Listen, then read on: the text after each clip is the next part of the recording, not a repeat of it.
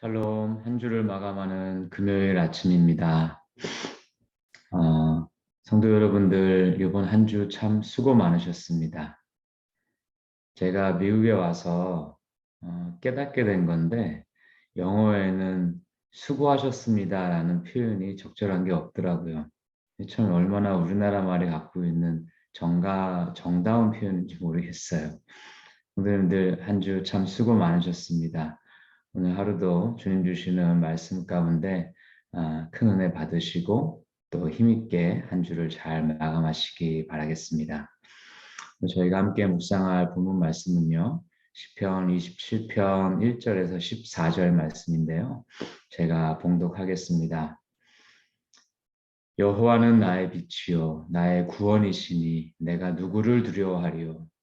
여호와는 내 생명의 능력이시니 내가 누구를 무서워하리요.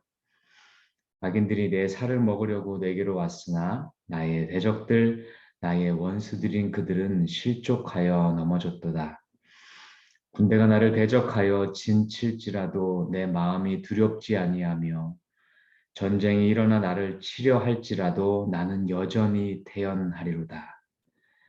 내가 여호와께 바라는 한 가지 일 그것을 구하리니 곧 내가 내 평생에 여호와의 집에 살면서 여호와의 아름다움을 바라보며 그의 성전에서 사모하는 그것이라.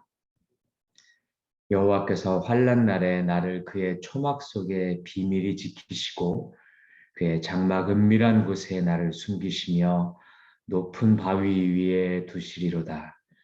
이제 내 머리가 나를 둘러싼 내 원수 위에 들리리니 내가 그의 장막에서 즐거운 제사를 드리겠고 노래하며 여호와를 찬송하리로다. 여호와여, 내가 소리내어 부르짖을 때에 들으시고 또한 나를 긍휼히 여기사 응답하소서. 너희는 내 얼굴을 찾으라 하실 때에 내가 마음으로 주께 말하되 여호와여, 내가 주의 얼굴을 찾으리이다 하였나이다. 주의 얼굴을 내게서 숨기지 마시고 주의 종을 노하여 버리지 마소서. 주는 나의 도움이 되셨나이다. 나의 구원의 하나님이시여 나를 버리지 마시고 떠나지 마소서. 내 부모는 나를 버렸으나 여호와는 나를 영접하시리이다. 여호와여 주의 도를 내게 가르치시고 내 원수를 생각하셔서 평탄한 길로 나를 인도하소서. 내 생명을 내 대적에게 맡기지 마소서. 위증자와 악을 토하는 자가 일어나 나를 치려 함이니이다. 내가 산자들의 땅에서 여호와의 선하심을 보게 될 줄 확실히 믿었도다. 너는 여호와를 기다릴지어다. 강하고 담대하며 여호와를 기다릴지어다. 아멘. 네, 이 시편 27편을 쓰는 다윗의 상황은 극심한 환난과 공포 속에 있는 것으로 보입니다. 2절을 보면요. 악인들이 내 살을 먹으려고 내게 왔다고 표현하죠. 또 3절에 보면 군대가 나를 대적하여 진을 치고 전쟁을 벌일 수 있는 상황이라고 말하고 있습니다. 12절에 보면은 위증자와 악을 토하는 자가 일어나 나를 치려 한다고 다윗은 말하고 있습니다. 그런데 참 놀라운 것은요.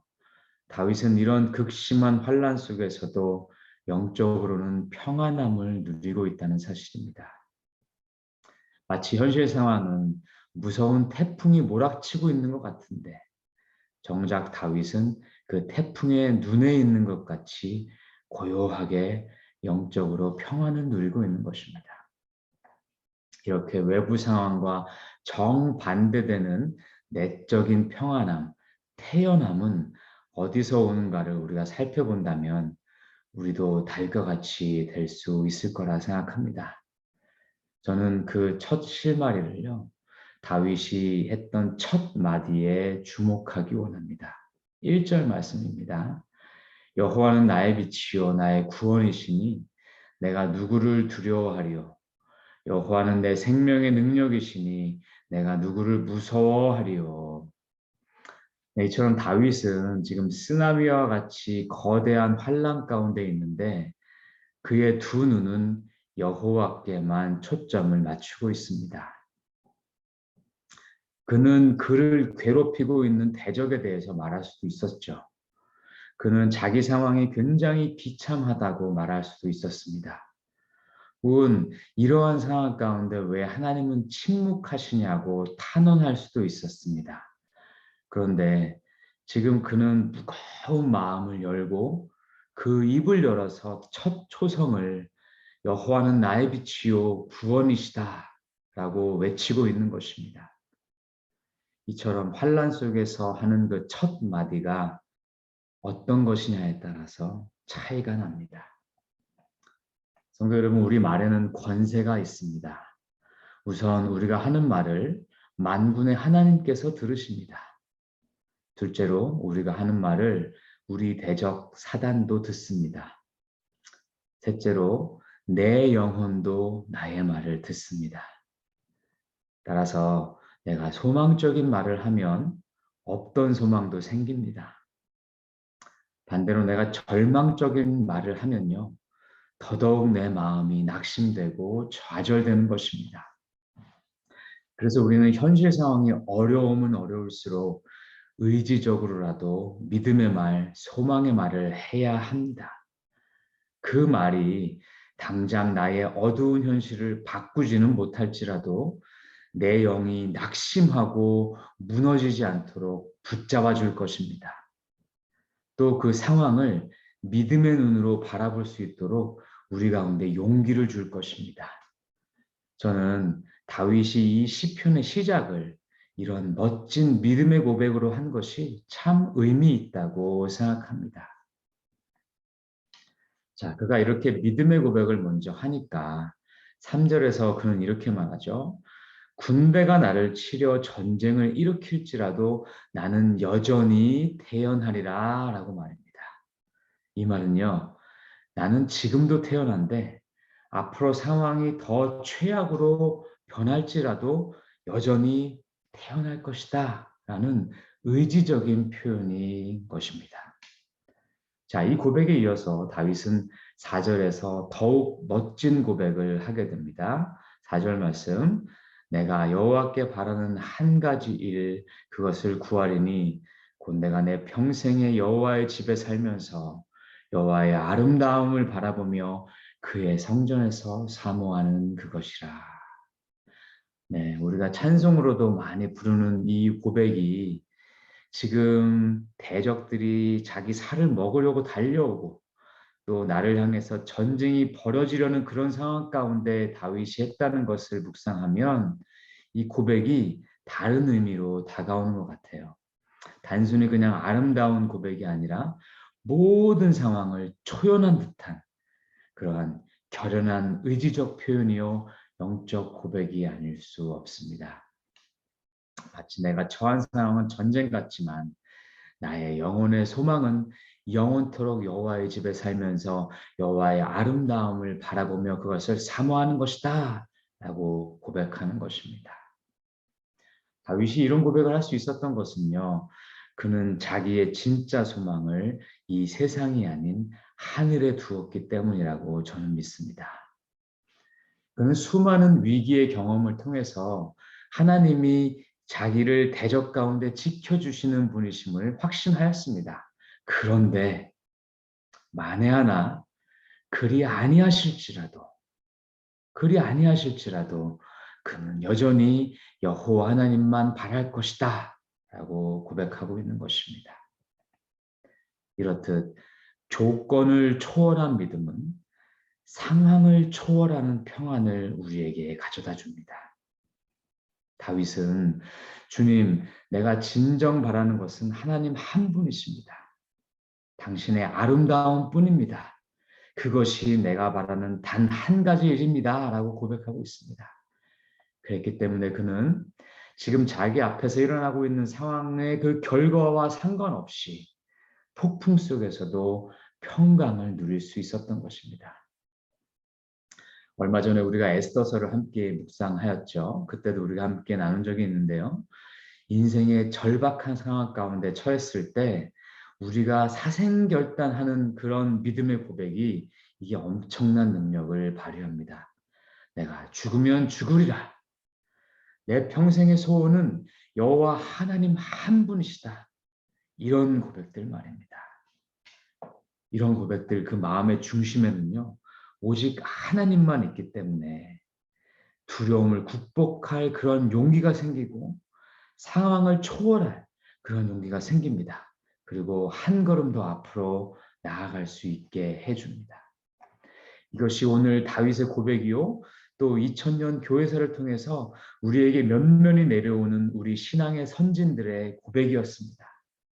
그래서 우리 또한 삶의 이 겹겹이 우겨쌈을 당한 어떤 일들이 있을지라도 나는 하나님 당신 한 분만 바라봅니다. 라는 결단이 우리의 결단이 되기를 소망합니다.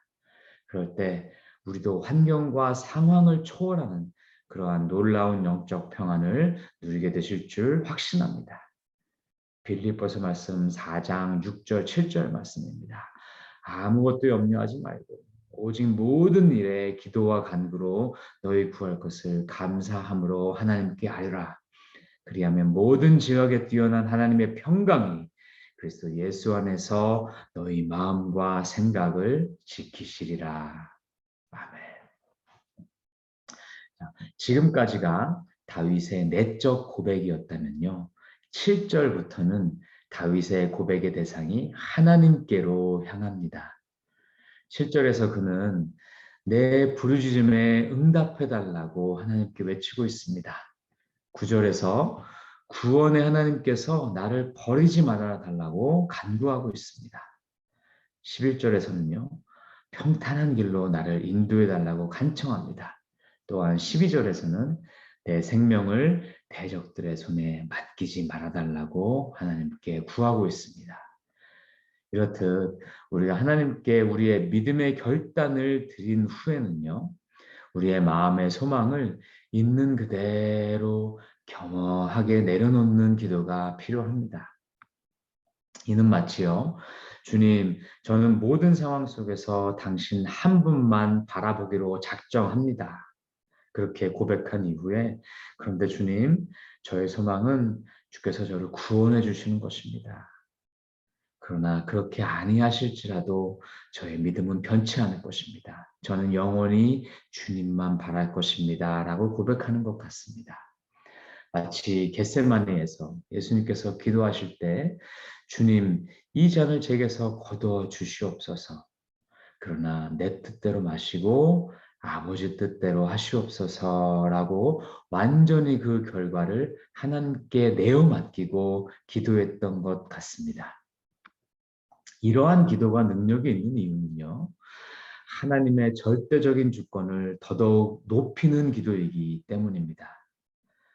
그 상황의 결과가 내 생각과 비록 다를지라도 나는 끝까지 하나님만 신뢰하겠다는 이 확실한 신뢰와 나의 마음을 하나님보다 낮게 여기는 겸손한 기도이기 때문입니다.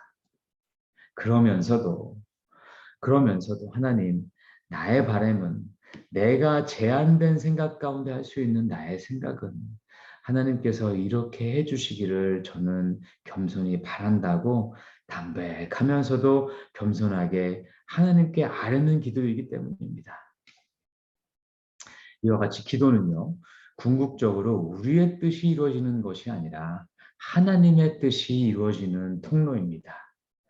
만약에 우리 기도가 하나님의 뜻과 일치한다면 하나님은 우리 기도를 통해서 우리가 기도한 대로 이루어 주실 것입니다. 근데 만약에 우리 기도가 하나님의 뜻과 다르다면 하나님은 하나님의 뜻에 맞도록 그 일을 이루어가 주실 것입니다. 둘 다 소중한 하나님의 응답입니다. 왜냐하면 하나님의 결정이 가장 좋은 결정이기 때문입니다.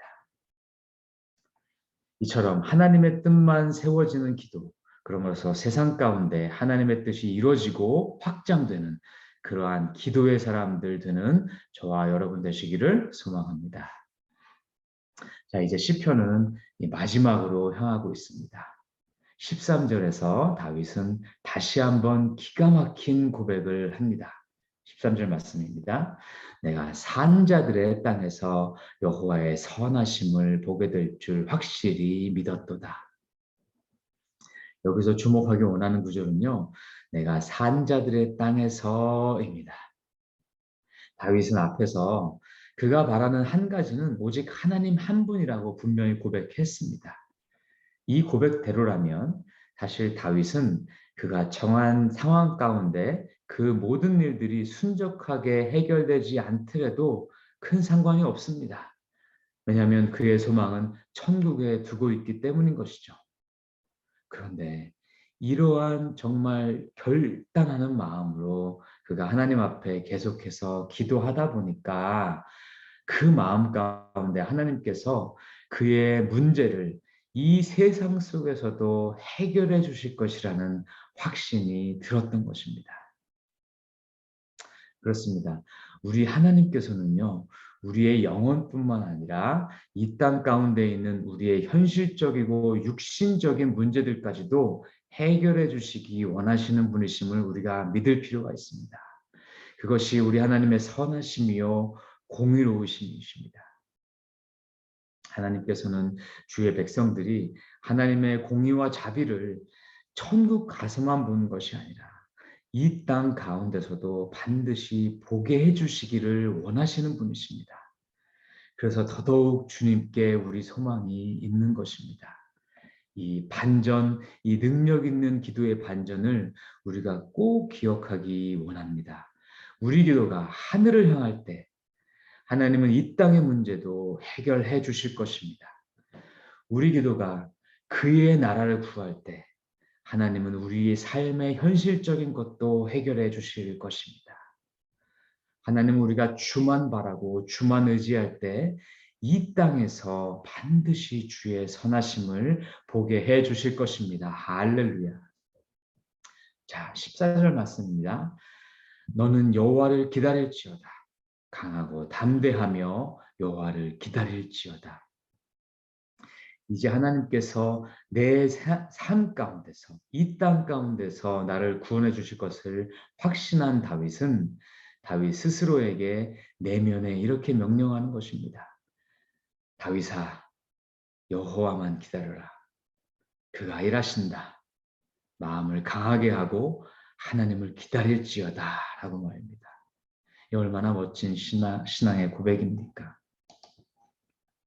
우리 모두 주님만 의지하고 주님께 모든 것을 내어 맡김으로써 상황과 환경을 초월하는 그러한 믿음의 성도님들 되시기를 주님의 이름으로 축복합니다. 우리 함께 기도하시겠습니다. 사랑의 아버지 하나님, 우리의 대적이, 우리의 문제가 마치 태산과 같이 쓰나미와 같이 우리 앞에 다가올 때가 있습니다. 다윗도 그런 상황 가운데 있었습니다. 그런데 그는 그의 입을 열어서 나의 빛 되신 주님이 나의 구원이시니 내가 누구를 두려워하리요라고 고백하였습니다. 다윗이 그러한 고백으로 나아갈 때에 그 모든 어려움 가운데서 평강을 누릴 수 있었습니다. 다윗이 그의 소망을 하늘에 두었을 때에 그가 상황이 비록 안 될지라도 내가 바라는 대로 해결되지 않을지라도 나는 영원히 주님만을 바라겠다는 고백을 할 수 있었습니다. 다윗이 이러한 믿음의 고백을 하였을 때에 하나님께서 그 마음 가운데 이 세상 가운데 이 땅 가운데서 하나님의 선하심과 하나님의 공의를 보게 하실 것이라는 확신을 주셨습니다. 하나님, 우리도 이러한 고백을 하는 자들 되기 원합니다. 우리 삶들 가운데도 많은 문제가 있습니다. 어려움이 있습니다. 그러나 그 뒤에 계신 문제보다 크신 하나님을 바라보고 그 문제보다 크신 하나님을 의지하고 나아가면서 나의 소망을 오직 하늘에만 둘 때에 하나님께서 이 땅 가운데서도 하나님의 공의를 우리가 보게 해 주실 줄로 믿습니다. 이런 하나님 바라보며 오늘도 용기 내어서 믿음 가운데 하나님께 나아가는 그러한 귀한 성도님들, 그러한 귀한 공동체 될 수 있도록 주님께서 우리 마음을 굳건하게 하여 주시옵소서. 우리 주 예수 그리스도 이름으로 기도하옵나이다. 아멘. 함께 기도 제목 나누겠습니다. 오늘 유스 리트릿이 이틀째입니다.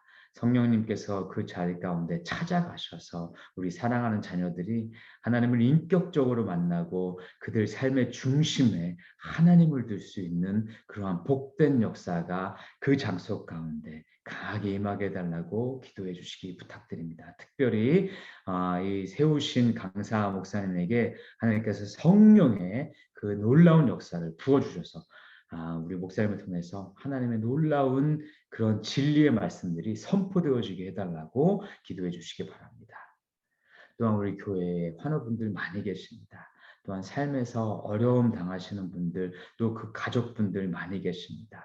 그분들께 오늘 다윗에게 임한 그런 놀라운 성령의 평강이 임하게 해달라고, 이 땅 가운데 주님의 은혜와 공의를 보게 해달라고 함께 중보하며 기도해 주시면 좋겠습니다. 우리 다 같이 기도하면서 일상 가운데 나아가시겠습니다.